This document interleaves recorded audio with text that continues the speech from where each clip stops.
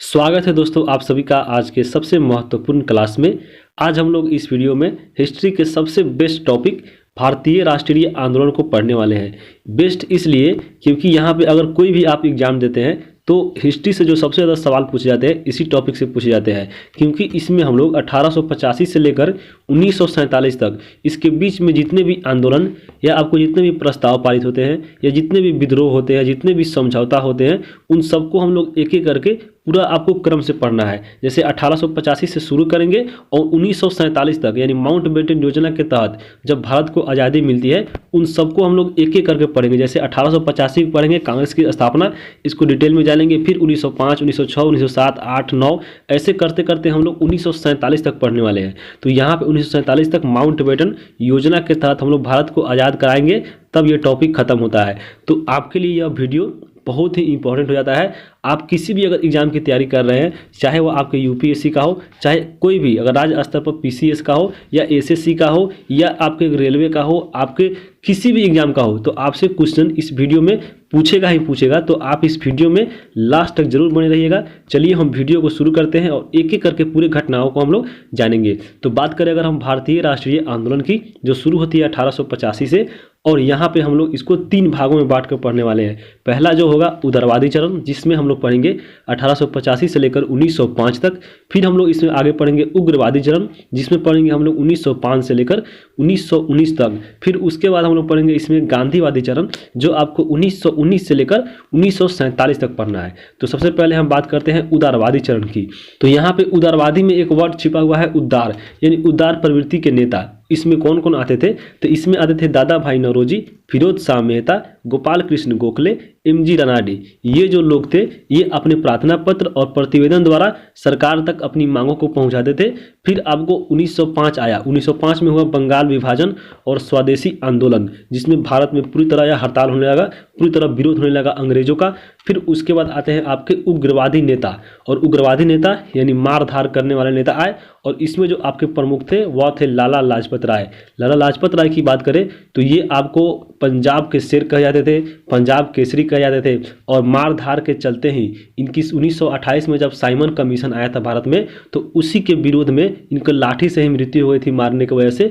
तो ये बाल गंगाधर तिलक इसमें प्रमुख थे। उसके बाद आपके थे बाल गंगाधर तिलक, जिन्होंने इसमें नारा दिया था कि स्वराज मेरा जन्मसिद्ध अधिकार है और मैं इसको बिना लिए नहीं छोड़ूंगा। तो आपको उसके बाद इसमें आते हैं विपिन चंद्र पाल यानी पाल। तो यहाँ पे ये तीनों जो थे ये त्रिगुट कहा जाता था, यानी यहाँ पे लाल, बाल और पाल। तो ये तीनों को अगर बात करें तो ये तीनों को हिस्ट्री में नाम जाना जाता है त्रिगुट के नाम से। तो याद रखिएगा त्रिगुट में कौन कौन आते हैं। तो ये तीनों प्रमुख नेता आते थे।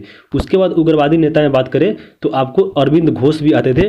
तो आपसे एग्जाम में सीधा पूछ लेता है कि इसमें उग्रवादी नेता कौन है और उग्रवादी कौन है, आपको ऑप्शन दे देता है छांटने के लिए। तो आपको इतना याद रखना है। चलते हैं हम आगे। जितने भी घटना है इसमें एक एक करके हम लोग 1885 से शुरुआत करते हैं। और 1885 में सबसे जो पहला घटना घटा था वह था भारतीय राष्ट्रीय कांग्रेस। तो यहाँ पे हम लोग बात करते हैं भारतीय राष्ट्रीय कांग्रेस की। तो इसकी स्थापना हुई थी 28 दिसंबर 1885 को। आपको डेट भी याद रखना है क्योंकि आपको एग्जाम में डेट ही पूछ लेता है। तो 28 दिसंबर 1885 को स्थापना हुई थी, और प्रत्येक साल भारतीय राष्ट्रीय कांग्रेस के दौरान एक अधिवेशन बुलाया जाता था दिसंबर में।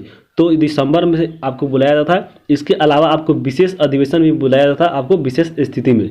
तो आपको ये सत्र चला था 1885 से लेकर 1947 तक। तो आपको हम लोग एक अलग से वीडियो प्रोवाइड कराएंगे, उसमें सभी अधिवेशन जो है महत्वपूर्ण जितने भी अधिवेशन है उन सबको कवर कराया जाएगा। उसके बाद हम बात करें भारतीय राष्ट्रीय कांग्रेस की स्थापना की। तो यहाँ पे इसकी स्थापना हुई थी मुंबई में। एक जगह था ग्वालियर टैंक, और वहाँ पे एक कॉलेज था जिसका नाम था गोकुल दास तेजपाल संस्कृत कॉलेज। इसी में स्थापना हुई थी भारतीय राष्ट्रीय कांग्रेस की। जब इसकी स्थापना हुई थी 1885 में, तो उस समय इसका नाम हुआ करता था भारतीय राष्ट्रीय संघ यानी इंडियन नेशनल यूनियन। उसके बाद इसमें दादा भाई नौरोजी के सुझाव से भारतीय राष्ट्रीय कांग्रेस कर दिया इसको। तो यहाँ पे याद रखिएगा पहले यह संघ था, इसको कांग्रेस कर दिया किसके सुझाव से? तो दादा भाई नौरोजी के सुझाव से। उसके बाद हम बात करें इसके संस्थापक की, यानी भारतीय राष्ट्रीय कांग्रेस की स्थापना किन्होंने किया था? तो वे किए थे आपको ए ह्यूम ने, यानी एलन एक्टोवियन ह्यूम ने। एलन एक्टोबियन हुयूम की बात करें तो ये आपको स्कॉटलैंड के थे। इन्होंने ब्रिटिश सिविल सेवा की एग्जाम दी और इनको भारत में ब्रिटिश अधिकारी के तौर पर काम करने का मौका मिला। तो यहाँ पे ये शिमला में बस गए। शिमला में बसने के कारण इनको हर्मिट ऑफ शिमला के नाम से जाना जाता है। इनके द्वारा एक पत्रिका लिखा गया जिनका नाम था जनता के मित्र, और यहाँ पे कांग्रेस के ये प्रथम सचिव भी बने। जब स्थापना हुई थी 1885 में, तो 1885 में ये कांग्रेस के सचिव बने और 1906 तक ये इस पद पे बने रहे। उसके बाद इनको पक्षी विज्ञान का जनक भी बोला जाता है, A.O. ह्यूम को, और इनकी मृत्यु हो जाती है 1912 में। तो भारतीय राष्ट्रीय कांग्रेस से आप इतना जानिए, बाकी हम लोग इसमें डिटेल से जानेंगे आपको अगर दूसरे वीडियो में, जिसमें हम लोग अधिवेशन को कवर करेंगे। चलते हैं आगे। आगे हम लोग देखेंगे 1905, और 1905 में हम लोग देखेंगे बंगाल विभाजन। बंगाल विभाजन के पीछे जानेंगे कौन से कारण थे और क्या क्या निर्णय और क्या क्या किया गया। तो सबसे पहले हम जानते हैं बंगाल विभाजन क्यों किया गया, इसके पीछे कारण क्या था, किस उद्देश्य से किया गया। तो बंगाल विभाजन करने के पीछे सबसे जो बड़ा उद्देश्य था अंग्रेजों का, यह हुआ था कि हिंदू और मुस्लिमों की योग्यता को तोड़ना था। बात करें हम उस समय की बंगाल की, तो उस समय की बंगाल जो था वह भारत का सबसे बड़ा राज्य था, सबसे बड़ा समृद्ध राज्य था, सबसे बड़ा शक्तिशाली राज्य था। तो अंग्रेजों को यह जरूर सोचना था कि हम बंगाल को अगर तोड़ देते हैं तो हमारे खिलाफ कोई भी आवाज़ नहीं उठाने वाला है। क्योंकि उस समय की अगर बंगाल की बात करें तो उसमें आपका आता था बंगाल खुद एक, और असम, उसके बाद बिहार, उड़ीसा, और जितने भी उसमें पूरा आपको बांग्लादेश था वो सब उसी में आता था। तो यहाँ पे अंग्रेजों ने एक चाल चली और बंगाल विभाजन कर दिया हिंदू और मुस्लिमों की योग्यता तोड़ने के लिए। और यह निर्णय लिया गया आपको 20 जुलाई 1905 को, आपको डेट भी याद रखना है, 20 जुलाई को निर्णय लिया। और इसके विरोध में 7 अगस्त 1905 में स्वदेशी आंदोलन चलाया गया पूरे भारत में, जिसको हम लोग आगे जानेंगे। और कितना भी विरोध हो गया लेकिन लागू कर ही दिया गया 16 अक्टूबर 1905 को। और उसमें जो भारत के वायसराय थे वह थे आपके लॉर्ड कर्जन। और जब विरोध हुआ यहाँ पे 7 अगस्त को, तो स्वदेशी आंदोलन आपको चलाया गया पूरे भारत में। तो यहाँ पे बंगाल विभाजन लागू जब हुआ 16 अक्टूबर को, तो देखिए बंगाल विभाजन कैसे किया गया था। तो बंगाल विभाजन की बात करें तो बंगाल को 2 भागों में बांटा इन्होंने। एक अब बांटे पूर्वी बंगाल में, दूसरी को बांटा यहाँ पे पश्चिमी बंगाल में। तो पूर्वी बंगाल की अगर बात करें तो इसमें बांटा आपको पूर्वी बंगाल और असम को, और यह जो था यह मुस्लिम बहुल्य क्षेत्र था और इसकी राजधानी रखी यहाँ पे ढाका में। और दूसरी तरफ जो बांटा था यहाँ पे पश्चिमी बंगाल को, तो इसमें आते थे पश्चिम बंगाल, उसके बाद इसमें आते थे बिहार और उड़ीसा, और इसको आपको हिंदू बहुल्य क्षेत्र था और इसकी राजधानी रखी गई थी कोलकाता। तो आइए हम लोग देखते हैं जब विरोध हुआ 7 अगस्त 1905 को और चालू हुआ स्वदेशी आंदोलन। तो स्वदेशी आंदोलन के बारे में हम लोग जानते हैं, यानी विभाजन के विरोध में देखिए कौन कौन से घटना घटी थी। तो यहाँ पे स्वदेशी आंदोलन की शुरुआत हुई और यह आपको घोषणा हो गई थी 7 अगस्त 1905 को, उसी दिन इसकी शुरुआत हुई थी। और यहाँ पे कहाँ पे किया गया था इस आंदोलन की शुरुआत, तो यह किया गया था कोलकाता के टाउन हॉल से। और इसमें एक प्रस्ताव पारित हुआ, यानी बहिष्कार प्रस्ताव, यानी जितने भी विदेशी सामान थे इनको बहिष्कार किया गया भारत से। और यह जो सुझाव किसने दिया था, कि कृष्ण कुमार मित्र ने सुझाव दिया था बहिष्कार करने का। उसके बाद स्वदेशी आंदोलन के नेतृत्व की बात करें तो वह पूरे भारत में था और पूरे भारत में अलग अलग जगहों पर अलग अलग नेताओं के द्वारा, क्रांतिकारियों के द्वारा इसका नेतृत्व किया जा रहा था। जैसे हम बात करें मुंबई और पुणे में तो बाल गंगाधर तिलक थे। पंजाब और उत्तर प्रदेश की बात करें तो वहाँ पे इसका नेतृत्व लाला लाजपत राय कर रहे थे। उसके बाद बात करें दिल्ली में इसका नेतृत्व कर रहे थे सर हैदर राजा। और मद्रास की बात करें तो यहाँ पे इसका नेतृत्व कर रहे थे चिदम्बरम पिल्ले। और यहाँ पे स्वदेशी आंदोलन के दौरान मुख्य नारा दिया गया जो इम्पोर्टेंट है, उसमें है आपको वंदे मातरम, विभाजन नहीं चाहिए, बंगाल एक है। ये नारा दिया गया था स्वदेशी आंदोलन के दौरान आपको बंगाल विभाजन के विरोध में। उसके बाद जब विभाजन लागू हो गया था उसके बाद देखिए कौन कौन सी घटनाएं घटी थी। जब 16 अक्टूबर को यह विभाजन लागू हो गया था तो पूरे संपूर्ण बंगाल में उसी दिन शोक दिवस मनाया गया था। और उसके बाद बंगालियों ने अटूट एकता दिखाने के लिए हिंदू और मुस्लिमों ने एक दूसरे को कलाई पर राखी बांधी और राखी दिवस भी मनाया गया बंगाल विभाजन के लागू होने के बाद। और राखी दिवस मनाने का सुझाव दिया था यहाँ पे रविंद्रनाथ टैगोर ने, तो इम्पोर्टेंट है, इसको याद रखिएगा। उसके बाद हम बात करें बंगाल विभाजन के दौरान ही रविंद्रनाथ टैगोर के द्वारा प्रसिद्ध जो गीत था लिखा गया था अमार सोनार बंगला, इसको लिखा गया और गाया गया। और बाद में जब बांग्लादेश आज़ाद हो गया तो फिर यह बांग्लादेश का राष्ट्रीय गीत बना अमार सोनार बंगला, तो इम्पोर्टेंट है, याद रखिए। उसके बाद स्वदेशी आंदोलन चालू रखा गया और एक समय आया जब अंग्रेजों ने बंगाल विभाजन को रद्द करना ही अपनी भलाई समझी। तो उसके लिए 1911 में दिल्ली दरबार का आयोजन किया गया। दिल्ली दरबार का आयोजन किस लिए हुआ था? तो उस समय जो इंग्लैंड के राजा थे जॉर्ज पंचम भारत आने वाले थे, इन्हीं के स्वागत में दिल्ली दरबार का आयोजन किया गया, जो आपको आयोजन किया गया था 12 दिसंबर 1911 को। और इसमें उस समय के जो वायसराय थे वह थे आपके लॉर्ड हार्डिंग द्वितीय। तो याद रखिएगा इसको। इसमें आपको जो मुख्य निर्णय लिया गया, देखिए बंगाल विभाजन कैसे यहाँ पे रद्द हुआ। तो यहाँ पे निर्णय लिया गया कि बंगाल विभाजन को रद्द किया जाए और जो राजधानी पहले कोलकाता थी भारत की, उसको यह हटाकर अब दिल्ली की घोषणा हुई। तो घोषणा हुई 1911 में, लेकिन आपको दिल्ली जब राजधानी बनी भारत की तो वह बनी थी 1 अप्रैल 1912 को। तो 2 क्वेश्चन यहाँ पे याद रखिएगा आपको। घोषणा हुई थी 11 को, लेकिन दिल्ली राजधानी बनी 1912 में। तो ये दोनों अलग है, आपको कन्फ्यूजन नहीं होना है। उसके बाद हम बात करें 1912 में बिहार को बंगाल से अलग कर एक अलग प्रांत बनाया गया, जिसमें जो अभी वर्तमान आप उड़ीसा देखते हैं और झारखंड, ये उसी में शामिल था। बाद में उड़ीसा जो था 1936 में अलग राज्य बना और 2000 ईस्वी में झारखंड भी एक अलग राज्य बना। उसके बाद हम 1905 के बंगाल विभाजन के बाद चलेंगे 1906 में मुस्लिम लीग की तरफ। तो मुस्लिम लीग की अगर बात करें तो इसकी स्थापना हुई थी 1906 में और इसकी स्थापना किए थे आगा खान और सलीमुल्लाह खान ने। सलीमुल्लाह खान की बात करें तो यह ढाका के नवाब थे, तो इन्हीं के द्वारा स्थापना किया गया था मुस्लिम लीग की 1906 में और इसके प्रथम अध्यक्ष बनाए गए थे आगा खान की। और इसके पीछे इसका उद्देश्य था ब्रिटिश सरकार के प्रति मुस्लिमों की निष्ठा को बढ़ाना, मुसलमानों के राजनीतिक अधिकारों की रक्षा करना और कांग्रेस के प्रति मुसलमानों में घृणा उत्पन्न करना मुस्लिम लीग का मुख्य उद्देश्य था। और इसके अधिवेशन की बात करें जो मुख्य आपके एग्जाम में पूछ लेता है, तो पहला जो इसका अधिवेशन हुआ था 1906 में ढाका में, दूसरा अधिवेशन हुआ 1907 में कराची में और तीसरा जो अधिवेशन हुआ 1908 में। तो 1908 वाला इंपॉर्टेंट है, आपको याद रखना है। तो याद इसको क्यों रखना है? क्योंकि 1908 में जो अमृतसर में अधिवेशन हुआ था, इसी में पृथक निर्वाचन मंडल की मांग की गई थी मुसलमानों के लिए। तो 1908 अमृतसर पृथक निर्वाचन मंडल की मांग की गई थी मुस्लिम लीग के द्वारा, याद रखिएगा इसको। चलते हैं हम लोग आगे हम लोग देखेंगे 1907 का देखेंगे हम लोग कांग्रेस का सूरत अधिवेशन यानी सूरत फूट। इसमें क्या हुआ था? कांग्रेस का जो अधिवेशन हुआ था 1907 में, वह हुआ था आपके कहाँ पे? सूरत ताप्ती नदी के किनारे और इसका अध्यक्षता किए थे यहाँ पे रास बिहारी बोस ने। और इसमें परिणाम क्या हुआ? तो कांग्रेस का विभाजन हो गया था आपको गर्मपंथी और नरमपंथी के बीच। तो याद रखिएगा सूरत फूट, सूरत यहाँ पे रास नहीं आई तो लोगों को और इसमें विभाजन हो गया। याद रखिएगा, किसी का सूरत खराब था यहाँ पे तो रास नहीं आया, यहाँ पे सूरत फूट हो गया। तो याद रखिएगा इसमें कांग्रेस का विभाजन हुआ, ये इंपॉर्टेंट है।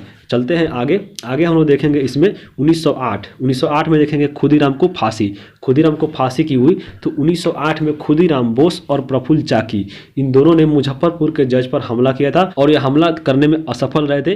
घटना बाद जब प्रफुल्ल चाकी ने आत्महत्या कर ली और खुदीराम बोस को 18 वर्ष की उम्र में फांसी दे दी गई। तो खुदीराम बोस पहले क्रांतिकारी थे जो सबसे कम उम्र में इनको फांसी दी गई थी। तो इंपॉर्टेंट है, याद रखिएगा। 1908 के बाद हम लोग चलते हैं 1909 में। 1909 में हम लोग देखेंगे मार्ले मिंटो सुधार की बात की जाए तो इसी को बोला जाता है भारतीय परिषद अधिनियम 1909 और उस समय भारत के वायसराय थे लॉर्ड मिंटो। और इसकी हम बात करें तो ब्रिटिश सरकार के इस अधिवेशन द्वारा मुसलमानों के लिए पृथक निर्वाचन मंडल की व्यवस्था करना था। मार्ले मिंटो सुधार का यह आपको उद्देश्य था। चलते हैं आगे हम देखेंगे 1913 में गदर आंदोलन की बात करें यहाँ पे तो इसका उद्देश्य क्या था? तो इसका उद्देश्य था भारत को अंग्रेजों से आज़ादी दिलाना और इसकी स्थापना की गई थी 1 नवंबर 1913 को और इसके संस्थापक थे लाला हरदयाल। उसके बाद इसकी स्थापना कहाँ हुई थी? तो इसकी स्थापना हुई थी सेंट फ्रांसिस्को में, अमेरिका में और इसके प्रथम अध्यक्ष बनाए गए थे सोहन सिंह भाखना को। उसके बाद हम बात करें इसमें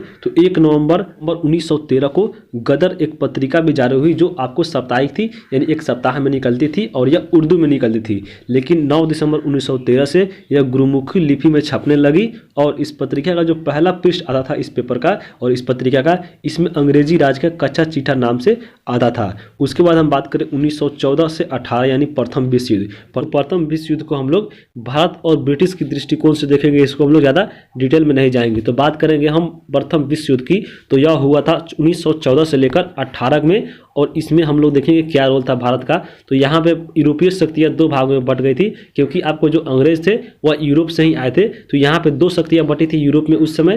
पहला इसमें एक तरफ था देश ऑस्ट्रिया, जर्मनी, इटली और तुर्की और दूसरी तरफ था यहाँ पे फ्रांस, रूस और इंग्लैंड। तो यहाँ पे हम लोग ट्रिक्स याद रखेंगे, आपको कन्फ्यूजन हो जाता है कि आपको देता है एक ऑप्शन, पहले ग्रुप में कौन था, दूसरे ग्रुप में कौन था।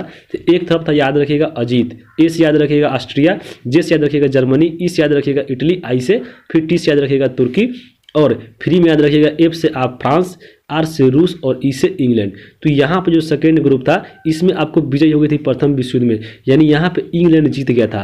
तो इंग्लैंड यहाँ पे जीत गया था, तो उसमें आपको देखेंगे भारत ने क्या किया था। तो यहाँ पे उस समय भारत के वायसराय थे लॉर्ड हार्डिंग, और 1915 में ही आपको गांधी जी आए थे साउथ अफ्रीका से भारत में, और आते ही यहाँ पे प्रथम विश्व युद्ध में ब्रिटिश सरकार के युद्ध में आर्थिक एवं सैन्य मदद की थी ब्रिटिश सरकार को। गांधी जी इससे खुश होकर गांधी जी को एक उपाधि भी दिए थे यहाँ पे, कैसर ए हिंद की, और लोगों ने भी गांधी जी को यहाँ पे एक उपाधि दिया और कहा कि आप भर्ती कराने वाले सर्जेंट है, क्योंकि यहाँ पे अनेक सेनाओं को भर्ती कराए थे प्रथम विश्व युद्ध में। कहाँ से? तो इंग्लैंड की तरफ से, यानी अंग्रेज की तरफ से लड़ने के लिए। उसके बाद हम बात करेंगे 1916 का पढ़ेंगे हम लोग लखनऊ अधिवेशन, इसी को बुलाता है लखनऊ समझौता, यानी कांग्रेस लीग समझौता। तो बात करेंगे हम 1916 में जो लखनऊ अधिवेशन हुआ था उसकी अध्यक्षता किए थे यहाँ पे अंबिका चरण मजूमदार ने, और इसमें नरमपंथी और गरमपंथी जो इसमें अलग हुए थे। 1907 के सूरत अधिवेशन में रास नहीं आया था इनका चेहरा, तो यहाँ पे याद रखिएगा सूरत में जो अधिवेशन हुआ था 1907 में, उसमें फिर आपको 1916 में ये जाकर मिल गए थे, यानी इनमें में एकता हो गई थी। तो नरमपंथी और गरमपंथी में एकता हुई थी, इसकी आपको अध्यक्षता कर रहे थे मजमूदार, और लखनऊ में इसका अधिवेशन हुआ था। और इस अधिवेशन में कांग्रेस लीग समझौता और लखनऊ पैक्ट हुआ।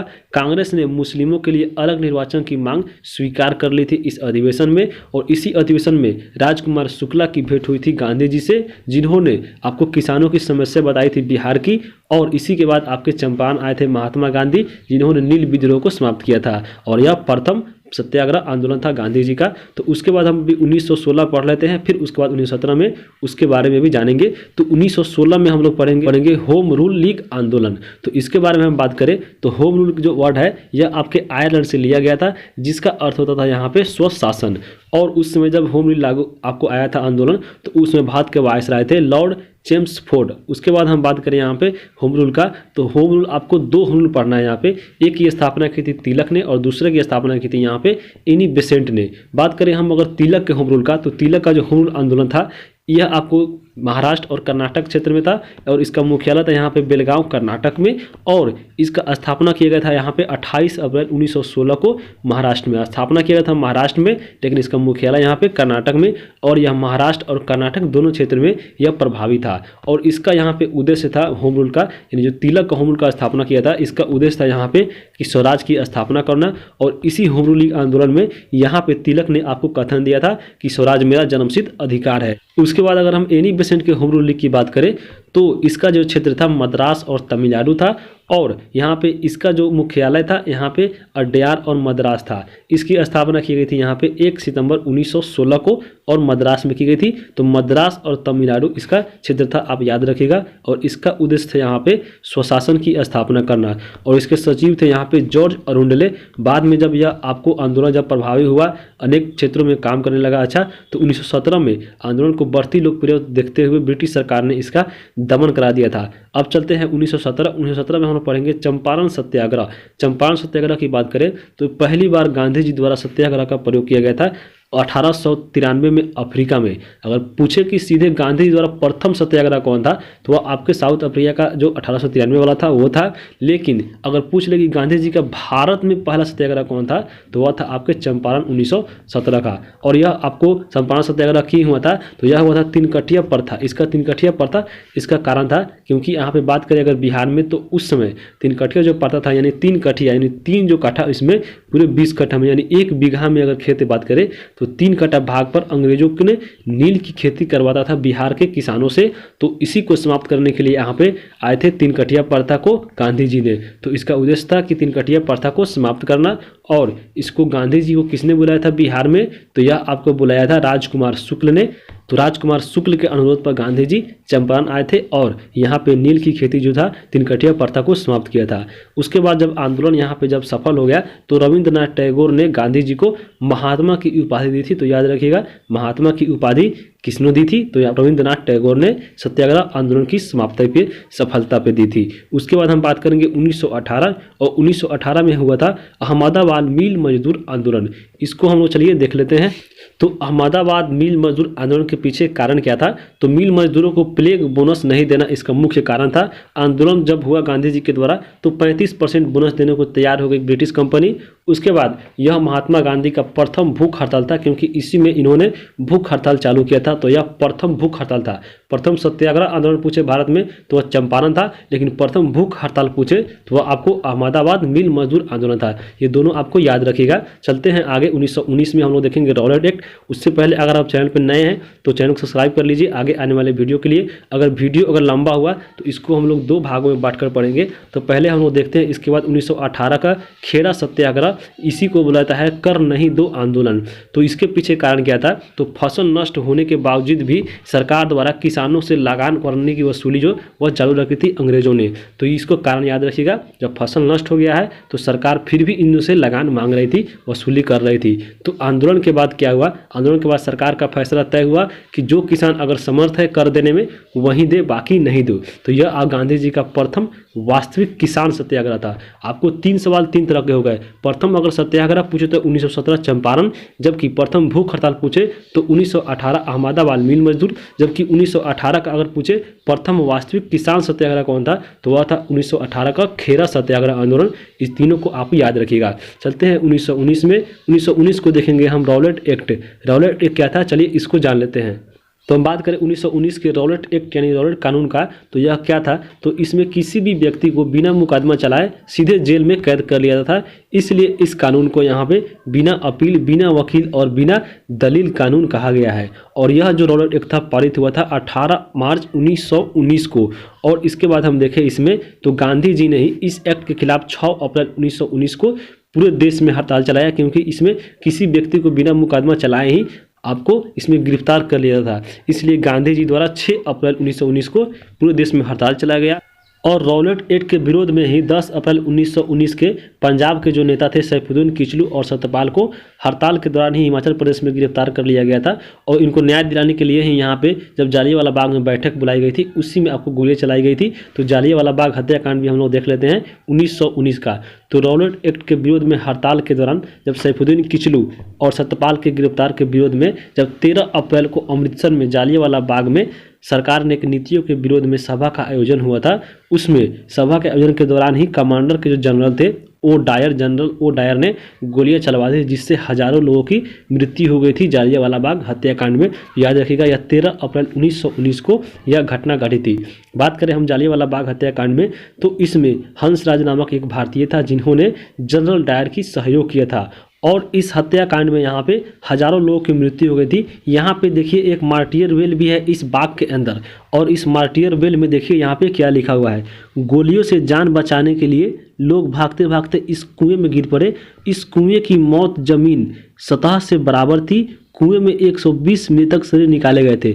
जब यह आंदोलन समाप्त हुआ था तो उसमें जब यह कुआं था इसके बीच में, तो लोग जब भागने लगे, भगदड़ मची, तो इस कुएं में जाकर बहुत से गिर गए। समझिए 120 लोग केवल इस कुएं में डूबकर मर गए थे, क्योंकि इसकी जो जमीन की सतह थी पानी की पूरी आपके ऊपर लाशों से बिछ गई थी। बाद में निकाला गया, इसमें 120 लोगों की मृत्यु हो गई थी इस कुएं में, बाकी लोग इधर भागे गए थे। तो समझ लीजिए इसमें हजारों लोग की लगभग मृत्यु हो गई थी। उसके बाद हम बात करें यहाँ पे तो जालियांवाला बाग हत्याकांड के विरोध में देखिए उपाधि लौटाई गई थी कुछ प्रमुख नेताओं के द्वारा। गांधी जी ने यहाँ पे केसर ए हिंद की उपाधि लौटा दी थी, जो उनको 1914 से 18 के प्रथम विश्व युद्ध में मिला था अंग्रेजों के द्वारा। उसके बाद रविंद्रनाथ टैगोर ने यहाँ पे नाइटहुड की उपाधि त्याग दी थी, और जमुना लाल बजाज ने यहाँ पे राय बहादुर की उपाधि त्याग दी थी। तो ये आप देख सकते हैं, ये आपके जालियांवाला बाग हत्याकांड का, ये आपका जो जालियांवाला बाग है इसी में यह आयोजन किया गया था, ये वर्तमान का है। उसके बाद हम देखें इसमें तो अंग्रेज सरकार के खिलाफ बढ़ते असंतोष के कारण घटना की जांच के लिए जनरल हंटर की अध्यक्षता में एक कमीशन बनाया गया,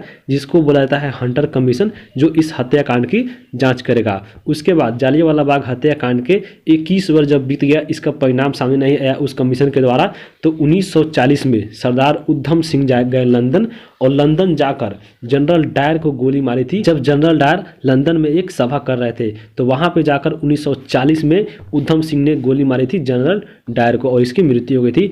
तब जाकर यह बदलाव पूरा हुआ था। उसके बाद हम चलेंगे आगे पढ़ेंगे खिलाफत आंदोलन 1919। खिलाफत आंदोलन की बात करें तो इसको हम जानते हैं सबसे पहले कारण।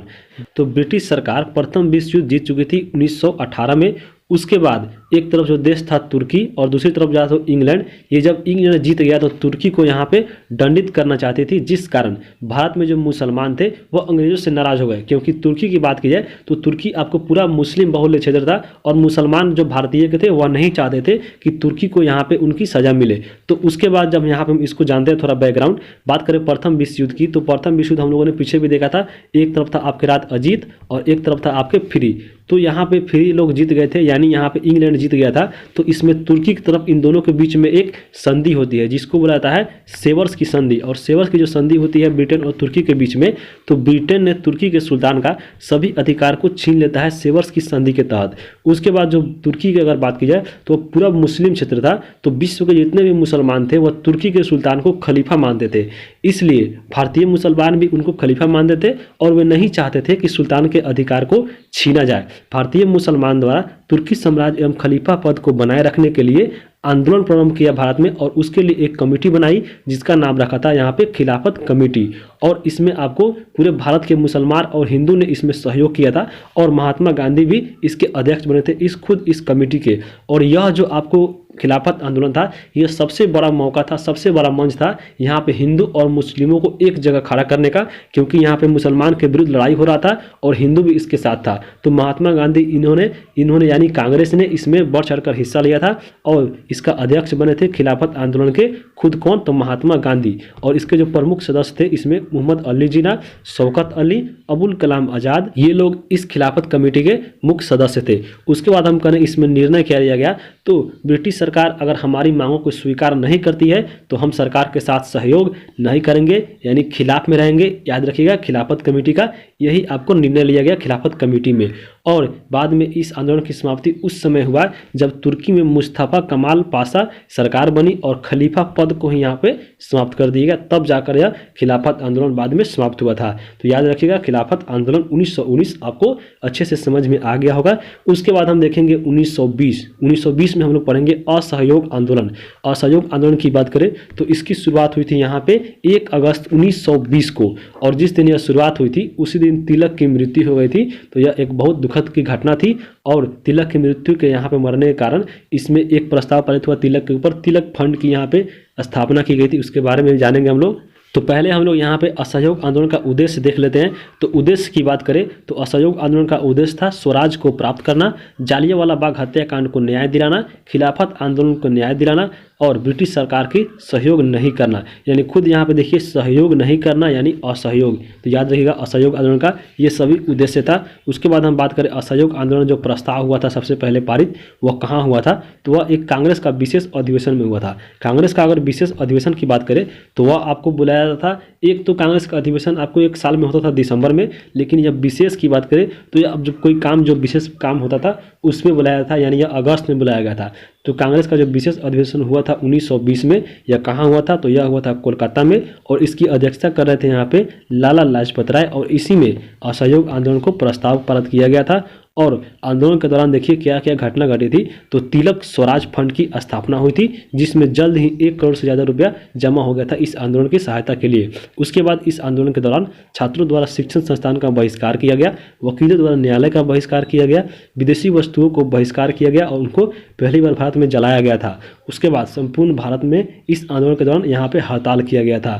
फिर यह आंदोलन 2 साल तक अच्छे से चला। फिर 5 फरवरी 1922 को एक ऐसी घटना घटती है जहां से महात्मा गांधी ने इस असहयोग आंदोलन को समाप्त कर दिया था। 5 फरवरी 1922 को चौरी चौरा कांड की वजह से महात्मा गांधी ने असहयोग आंदोलन को वापस ले लिया।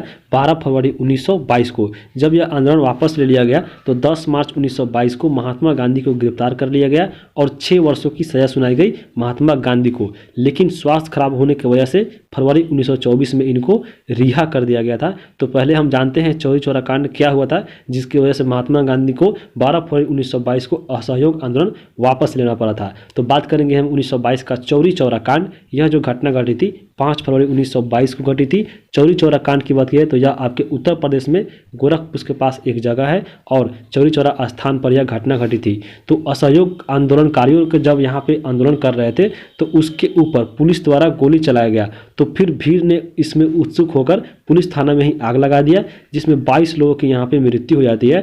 उस समय भारत के जो गवर्नर थे वह थे आपके लॉर्ड रीडिंग। और इस घटना के बाद गांधी जी दुखित होती है क्योंकि इसमें असहयोग आंदोलन था और इसमें यहाँ पे आग लगा दी गई, आगजनी हुई, लोगों की मृत्यु हो गई। तो गांधी जी अचानक बारदोली में एक बैठक बुलाते हैं और 12 फरवरी 1922 को यहाँ पे निर्णय लेती है कि यहाँ पे असहयोग आंदोलन को समाप्त कर दिया जाए। उसके बाद हम 1922 के बाद पढ़ेंगे 1923 में हम लोग पढ़ेंगे स्वराज पार्टी। स्वराज पार्टी की बात की जाए तो असहयोग आंदोलन की समाप्ति, गांधी जी की जेल जाने के बाद स्वराज पार्टी की स्थापना हुई थी और इसका उद्देश्य था कि कांग्रेस के अंदर रहकर स्वदेशी सरकार की गठन करना और इनकी मांग करना था। और इस स्वराज पार्टी के अध्यक्ष थे यहाँ पे चित्तरंजन दास और इसके सचिव थे मोतीलाल नेहरू। बात करें 1924 में जब चित्तरंजन दास की मृत्यु हो जाती है तो उसके बाद यह आंदोलन जो है स्थिर पड़ जाती है।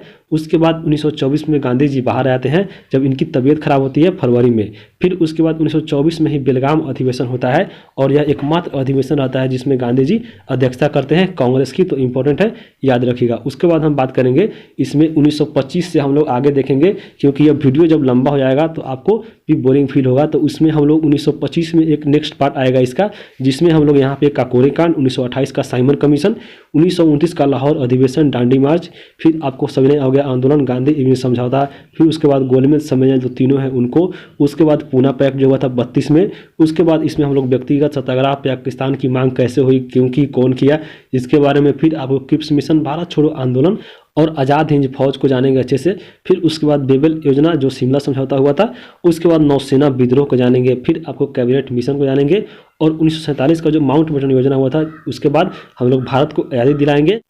तो ये आपको एक साथ पढ़ने में ये वीडियो लंबा हो जाएगा, इसलिए इन सभी को हम लोग नेक्स्ट पार्ट में पढ़ेंगे। यानी 1925 से लेकर 1947 तक हम लोग अगले वीडियो में जानेंगे। तो आपको इस चैनल को सब्सक्राइब कर लेना है और बेल आइकन को दबा दीजिएगा ताकि ये वीडियो जब भी आपको डाला जाए तो आपके पास नोटिफिकेशन पहुंचे। तो वीडियो कैसा लगा आप कमेंट करके जरूर बताइए। वीडियो को हम यहीं पे समाप्त करते हैं। वीडियो देखने के लिए आप सभी को धन्यवाद।